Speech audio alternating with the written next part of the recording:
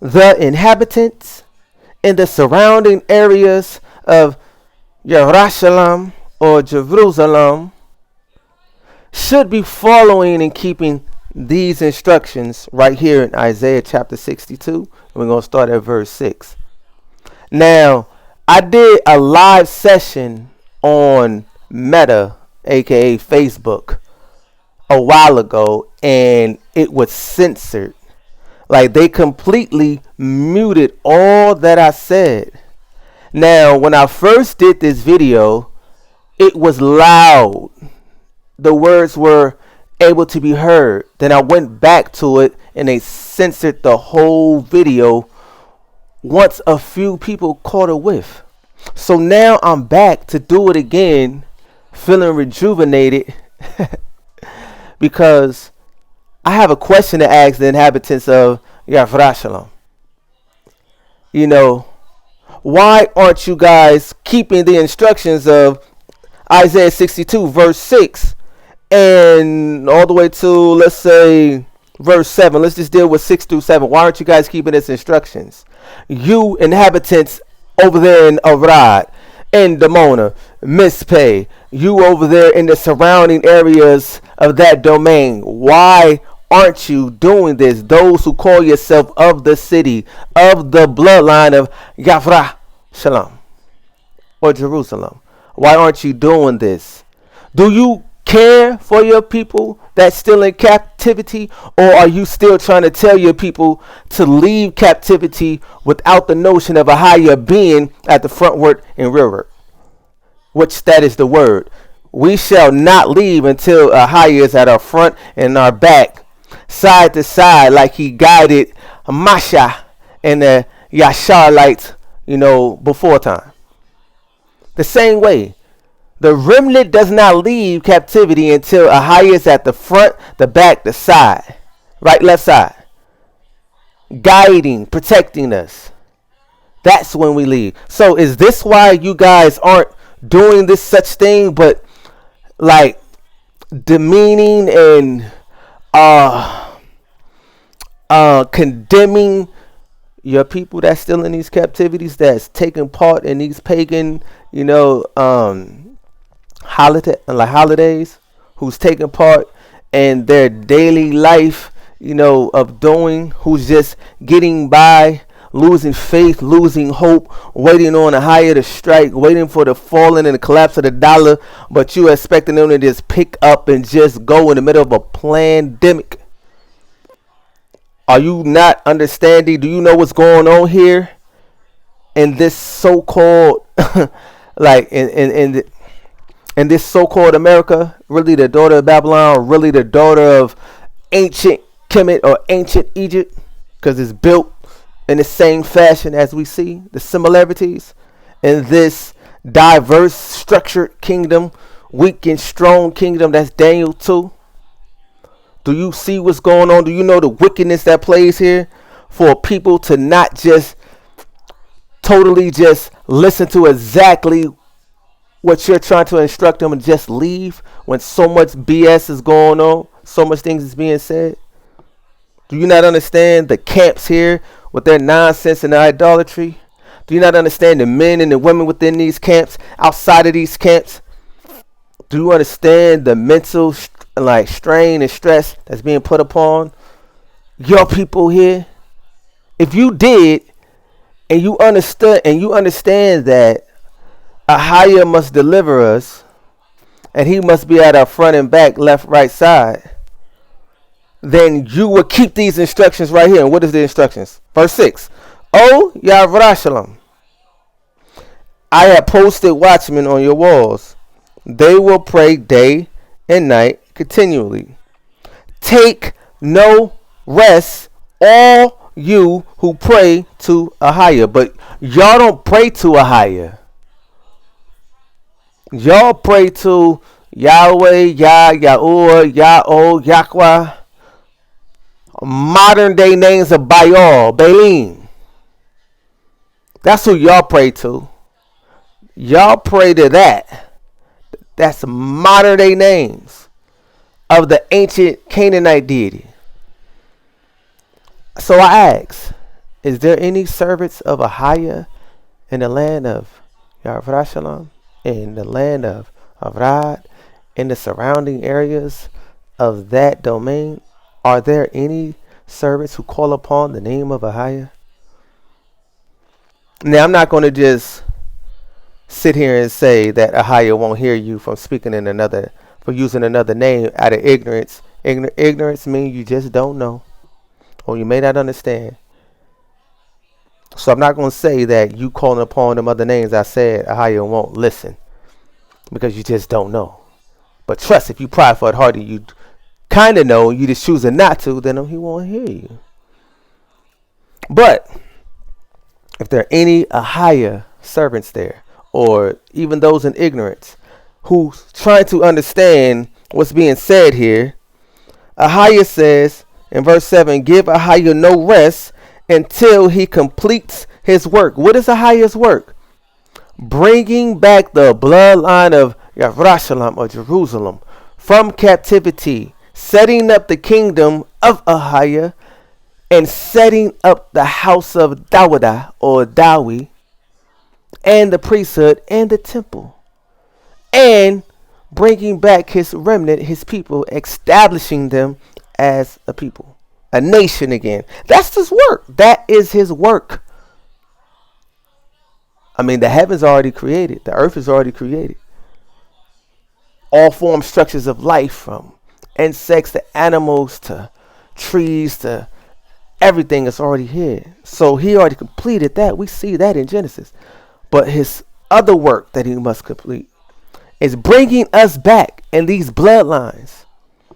So I ask the people that's in them surrounding areas, Mizpeh, Dimona, Avrad, and the surrounding areas, those of you who's calling yourself of Bantu, or Bani Yasharallah, or Bani Israel, those of you who's making mention of being linked to the blood of Yasharallah or Yisrael, pretty much saying you're a Hebrew Israelite. I don't like saying that erroneous term. Pardon me. It just don't feel right coming out of my mouth. So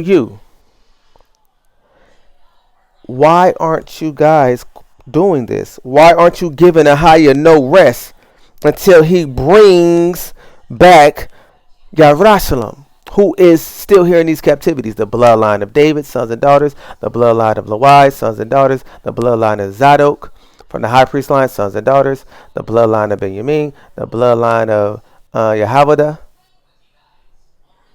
Why aren't you asking AHAYAH to bring them back so he can establish the kingdom, so we can become the head? Why are you guys so selfish living over there? I see you over there watering your plants, you're planting, you're increasing, you're taking wives, you're creating, you're trying to join Israeli governments, you're doing all of that stuff.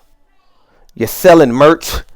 You're selling merch from the lands of our forefathers that walked them lands. You're selling merch to the homeless and broke people here in these captivities. That's who's wearing it. And you're selling the name of Balaam to them. Yahweh. Yeah. So your people walking in idolatry.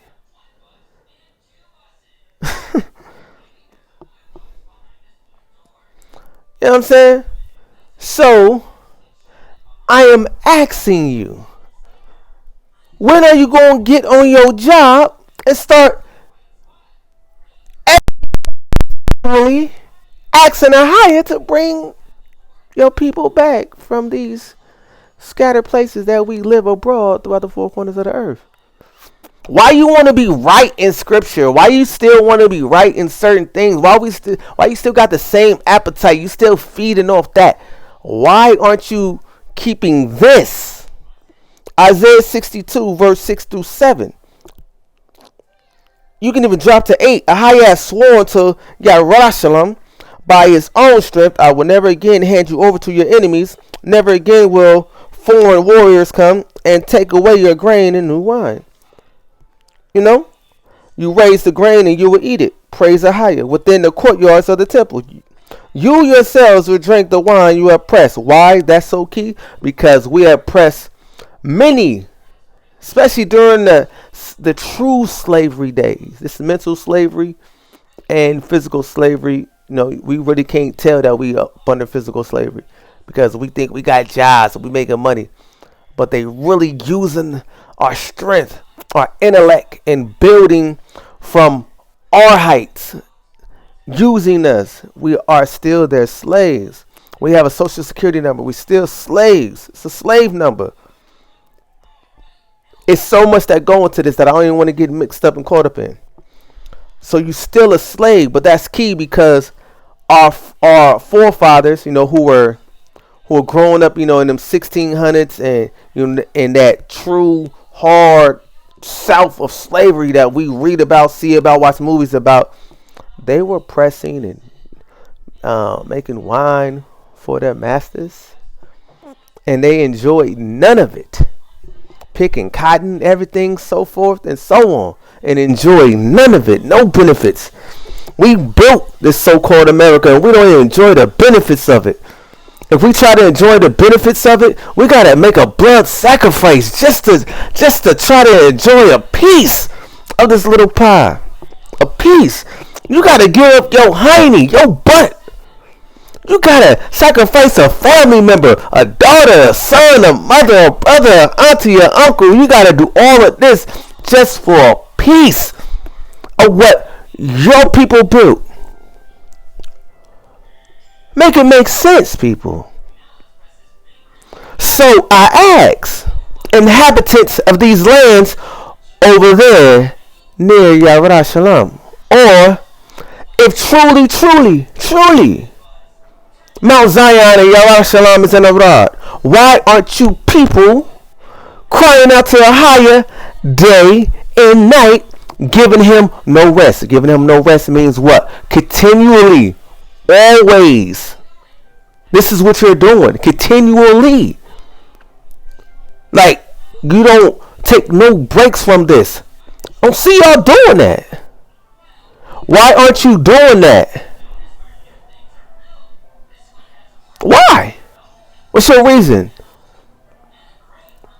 Because you disgruntled?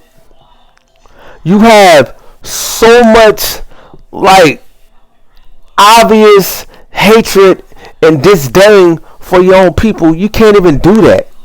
Because we so selfish.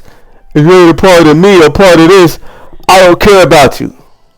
I'm sick and tired of you, brothers and sisters. I pray in the name of AHAYAH that he judge each and every single one of you accordingly who carries that mindset. AHAYAH said, the contrite and the meek he will deal with and deliver. So, you ain't contrite and meek, I ain't feeling you. If you just got so much disdain, hate for your folk because they ain't a part of your system, camp, gathering, movement, whatever you want to call it. So you can't give AHAYAH no rest? Like this brother Ananiah, that's his name. Ananiah ben Yasharah. Yisrael, whatever his name is, right? Something like that. Not whatever his name is. It's Ananiah ben Yisrael or something like that. Or Yasharah.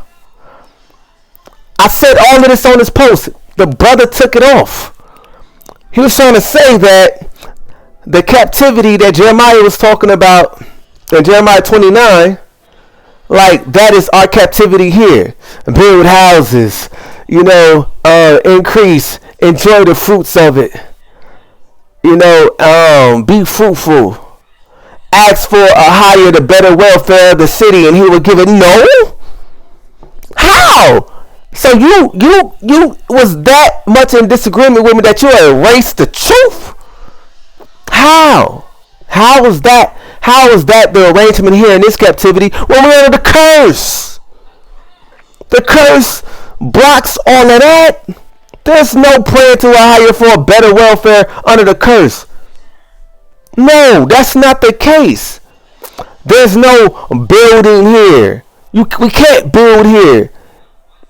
We don't have the necessities. We can't just build and prosper. That's part of the curse. The curse kills that, refutes it. You can't do that. How? Make it make sense. So you that angry at the truth of the whole matter. The truth is sin.